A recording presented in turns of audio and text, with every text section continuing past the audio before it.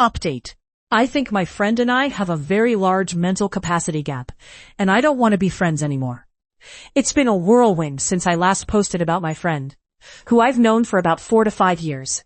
We're both 29, and I've been feeling a growing discomfort in our friendship. It's not about our shared struggles with comprehension or decision-making, as we both navigate being autistic. The real issue is that her inability to handle certain things became my responsibility. I found myself in a caring role, dealing with tasks she struggled with, which felt like a mix of learned helplessness and weaponized incompetence. After reading through the comments on my previous post, I began to reflect on how her repeated crossing of boundaries affected me.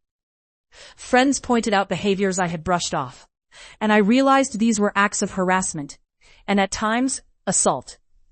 I had convinced myself that her mental state meant she couldn't intend harm, but that was a way of infantilizing her. It was easier to think she didn't realize the implications of her actions than to confront the reality that she was crossing lines I had clearly set. Deep down, I sensed something was wrong for a long time, but I misattributed my discomfort to our power imbalance or her perceived limitations. I've always been the type to fight back when faced with unpleasant situations, but in these moments, I froze or fled. I kept telling myself I must just be avoidant of kindness and affection, but that wasn't the truth. I want to thank everyone for validating my feelings and calling me out on my own biases. I recognize that it's fair for me to not want to be a decision maker or caregiver in this friendship.